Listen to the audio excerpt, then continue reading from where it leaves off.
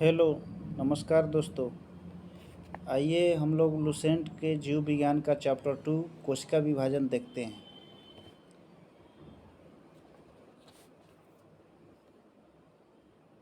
कोशिका विभाजन में सबसे पहले हम लोग जीव द्रव को देखेंगे, प्रोटोप्लाज्म को। जीव द्रव का नामकरण पुरकिंजे के द्वारा सन 1839 ईस्वी में किया गया।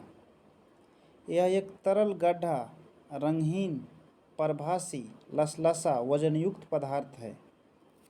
जीव की सारी जैविक क्रियाएं इसी के द्वारा होता है, इसलिए जीव द्रव को जीवन का भौतिक आधार कहते हैं। तो जीवन का भौतिक आधार किसे कहते हैं? जीव द्रव को कहते हैं। जीव द्रव दो भागों में बांटा होता है, एक है कोशिका द्रव, दूसरा है केंद्रक द्रव। कोशिका द्रव क्या है? साइटोप्लाज्म। यह कोशिका में केंद्रक एवं कोशिका झिल्ली के बीच रहता है। केंद्रक और कोशिका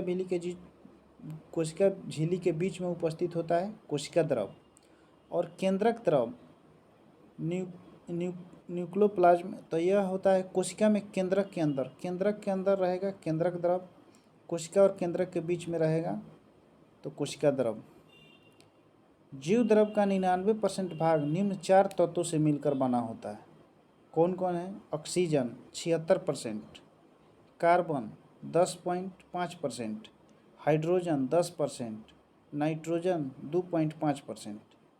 यानी सबसे अधिक ऑक्सीजन, कार्बन और हाइड्रोजन लगभग बराबर ही हैं, और उसके बाद नाइट्रोजन 2.5%। जीव द्रव का लगभग 80% भाग जल होता है।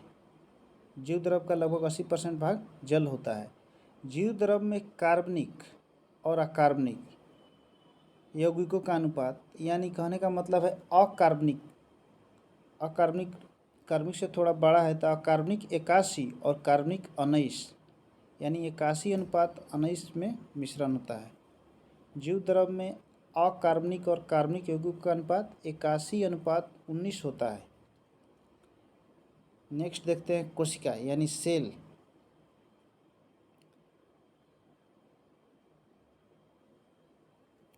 कोशिका सेल जीवन की सबसे छोटी कार्यात्मक एवं संरचनात्मक इकाई होता है। एंटोइन लीवेनहॉक ने पहली बार कोशिका को देखा एवं इसका वर्णन किया। कोशिका के अध्ययन को विज्ञान को साइटोलॉजी कहा जाता है। बार बार पूछता है, कोशिका के अध्ययन को क्या कहा जाता है? साइटोलॉजी। कोशिका शब्द का प्रयोग सर्वप्रथम अंग्रेज वैज्ञानिक रॉबर्ट हुक ने 1665 में किया था। सबसे छोटी कोशिका जीवाणु माइकोप्लाज्मा कैलेसेप्टिकम की होती है। सबसे छोटी कोशिका किसका होता है? तो माइकोप्लाज्मा। सबसे लंबी कोशिका तंत्रिका तंत्र की कोशिका होती है। और सबसे बड़ी कोशिका शुतुरमुर्ग के अंडे ऑस्ट्रिच एग की होती है। कोशिका सिद्धांत का प्रतिपादन 1838-39 ईस्वी में मैथियस स्लाइडेन एवं थियोडर स्वान ने किया था। यानी कोशिका सिद्धांत का प्रतिपादन किसने किया था? तो स्लाइडेन एंड स्वान। यद्यपि इनका सिद्धांत यह बताने में असफल रह गया कि नई कोशिकाओं का निर्माण कैसे होता है, तो फिर पहली बार रुडोल्फ विर्चो 1855 में स्पष्ट किया कि कोशिका विभाजित होती है और नई कोशिकाओं का निर्माण पूर्व स्थित कोशिकाओं के विभाजन से होता है। नए कोशिकाओं का निर्माण पूर्व में स्थित कोशिकाओं के विभाजन से ही होता है। कोशिका सिद्धांत की मुख्य बातें इस प्रकार होता है। सभी जीव कोशिका एवं कोशिका उत्पाद से बने होते हैं। सभी कोशिकाएं पूर्व स्थित कोशिकाओं से निर्मित होता है। कोशिका का निर्माण जिस क्रिया से होता है उसे केंद्रक मुख्य अभिकर्ता होता है। कोशिका दो प्रकार का होता है, प्राक्रियोटिक और यूकैरियोटिक। आइए यहाँ देख लेते हैं कोशिका का औसत संगठन कैसा होता है। तो कोशिका में जल होता है 70 से 90%, प्रोटीन होता है 10 से 15%, कार्बोहाइड्रेट 3%, लिपिड 2%, न्यूक्लिक अम्ल 5 से 7% और आयन 1%। अब आते हैं नीचे।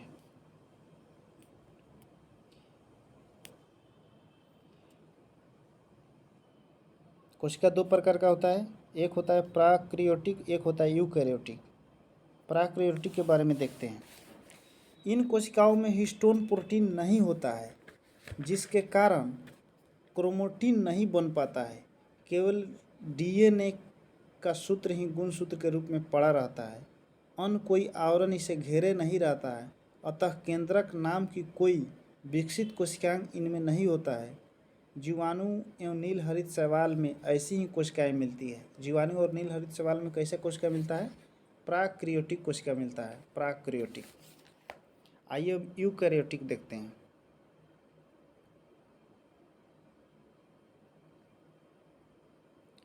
यूकैरियोटिक कोशिका, इन कोशिकाओं में दोहरी झिल्ली के आवरण, केंद्रक आवरण से घिरा सुस्पष्ट केंद्रक पाया जाता है। यानी केंद्रक इसमें पाया जाता है, इसमें केंद्रक नहीं पाया जाता है। और जिसमें डीएनए और हिस्टोन प्रोटीन के संयुक्त होने से बनी क्रोमोटिन तथा इसके अलावा केंद्रिका भी होता है। इसमें डीएनए हिस्टोन प्रोटीन भी नहीं होता है। प्राक्रियोटिक में क्रोमोटिन नहीं बन पाता है। जस्ट इसके उल्टा यूकैरियोटिक में डीएनए हिस्टोन प्रोटीन होता है और क्रोमोटिन बन पाता है। इसमें स्पष्ट केंद्रक होता है और केंद्रिका भी होती है। आइए प्राक्रियोटिक यूकैरियोटिक कोशिका में मुख्य अंतर देखते हैं। जैसा कि है कोशिका भित्ति, तो प्राक्रियोटिक में प्रोटीन तथा कार्बोहाइड्रेट की बनी होती है। कोशिका भित्ति तो दोनों में रहता है, लेकिन प्राक्रियोटिक में प्रोटीन तथा कार्बोहाइड्रेट का बना होता है, लेकिन यूकैरियोटिक में सेलुलोज का बना होता है।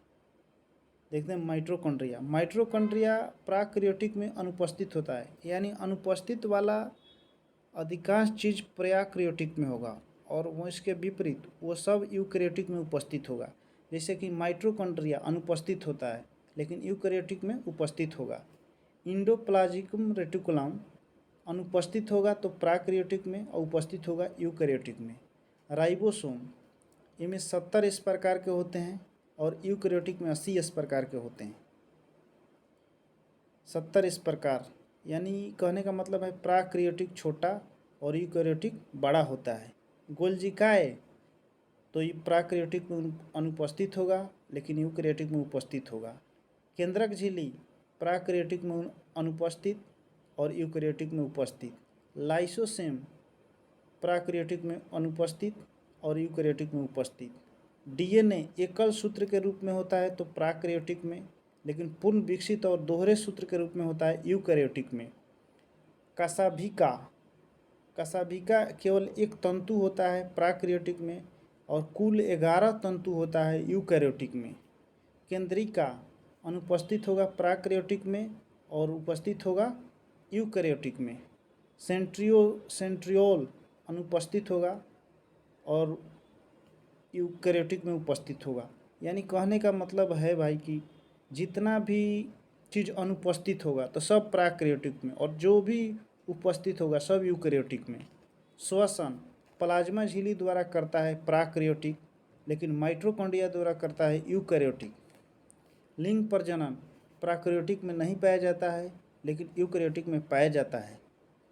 प्रकाश संश्लेषण थाइलेकाइड में होता है, थाइलेकाइड में होता है प्राक्रियोटिक में, लेकिन क्लोरोप्लास्ट में होता है यूकैरियोटिक में। कोशिका विभाजन प्राक्रियोटिक में अर्धसूत्री प्रकार का होता है, लेकिन वहीं यूकैरियोटिक में अर्धसूत्री एवं समसूत्री दोनों प्रकार से होता है। आइए अंतर देखने के बाद कोशिका का मुख्य भाग देखते हैं। कोशिका का मुख्य भाग, main part of a cell. कोशिका के मुख्य भाग में सबसे पहले कोशिका भित्ति है, सेल वॉल। कोशिका भित्ति यह केवल पादप कोशिका में पाया जाता है और यह सेलुलोज का बना होता है। बार बार क्वेश्चन पूछता है कि कोशिका भित्ति किसका बना होता है, तो सेलुलोज का बना होता है। यह कोशिका को निश्चित आकार और आकृति बनाए रखने में सहायक होता है। जीवाणु का कोशिका भित्ति पेप्टोग्लिकन का बना होता है। जीवाणु का कोशिका भित्ति किसका बना होता है? पेप्टोग्लिकेन का बना होता है, पेप्टिडोग्लिकेन का बना होता है। 2 में है कोशिका झिल्ली, सेल मेम्ब्रेन। कोशिका के सभी अवयव एक पतली झिल्ली के द्वारा घिरे रहते हैं। इस झिल्ली को कोशिका झिल्ली कहते हैं। यह एक अर्धपरागम्य झिल्ली होता है। इसका मुख्य कार्य कोशिका के अंदर जाने वाले एवं अंदर से बाहर आने वाले पदार्थों का निर्धारण इसका मुख्य कार्य है कोशिका के अंदर जाने वाले एवं अंदर से बाहर आने वाले पदार्थों का निर्धारण करना। कोशिका झिल्ली लिपिड की बनी होती है। कोशिका झिल्ली किसकी बनी होती है? लिपिड की। यह लिपिड घटक फॉस्फोग्लिसराइड के बने होते हैं। बाद में जैव रासायनिक अनुसंधान से यह स्पष्ट हो गया कि कोशिका झिल्ली में प्रोटीन एवं कार्बोहाइड्रेट पाया जाता है। तो कोशिका झिल्ली में क्या पाया जाता है? प्रोटीन एवं कार्बोहाइड्रेट। एक नोट में दिया है जो देखते हैं। कोशिका झिल्ली का उन्नत नमूना 1972 में सिंगर एवं निकोलसन द्वारा प्रतिपादित किया गया, जिसे तरल किमीर नमूना के रूप में स्वीकार किया गया। इसके अनुसार लिपिड के अर्ध तरलीय प्रकृति के कारण द्वि सतह के भीतर प्रोटीन पार्श्विक गति करता है। आइए तरकाय देखते हैं। सेंट्रोसोम यानी तरकाय की खोज बोबरी ने किया था। यह केवल जंतु कोशिका में पाया जाता है। तरकाय केवल जंतु कोशिका में पाया जाता है। तरकाय के अंदर 1 या 2 कण जैसी रचना होती है, जिसे सेंट्रियोल कहते हैं। समसूत्री विभाजन में यह ध्रुव का निर्माण करता है। तरकाय समसूत्री विभाजन में एक ध्रुव का काम करता है। अंतःद्रव्य जालिका एंडोप्लाज्मिक रेटिकुलम। यूकैरियोटिक कोशिका के कोशिका द्रव में चपटे आपस में जुड़े थैलेयुक्त छोटी नलिकावत जालिका तंत्र बिखरा रहता है, जिसे अंतःद्रव्य जालिका कहते हैं। प्रायः राइबोसोम अंतःद्रव्य जालिका के बाहरी सतह पर चिपके रहते हैं। जिसे अंतःद्रव्य जालिका की सतह पर यह राइबोसोम मिलते हैं, उसे खुरदरी अंतःद्रव्य जालिका कहते हैं। यानी राइबोसोम जिस पर मिलता है वह खुरदरा होता है, खुरदरा। और राइबोसोम की अनुपस्थिति पर अंतःद्रव्य जालिका चिकनी लगती है, अतः इसे चिकनी अंतःद्रव्य जालिका कहते हैं। जो कोशिका प्रोटीन संश्लेषण एवं श्वसन में सक्रिय भाग लेती है, उनमें खुरदरी अंतःद्रव्य जालिका बहुतता से मिलती है। चिकनी अंतःद्रव्य जालिका प्राणियों में लिपिड संश्लेषण के मुख्य स्थल होते हैं। लिपिड की भांति स्टेरॉयडल हार्मोन चिकने अंतःद्रव्य जालिका में होते हैं।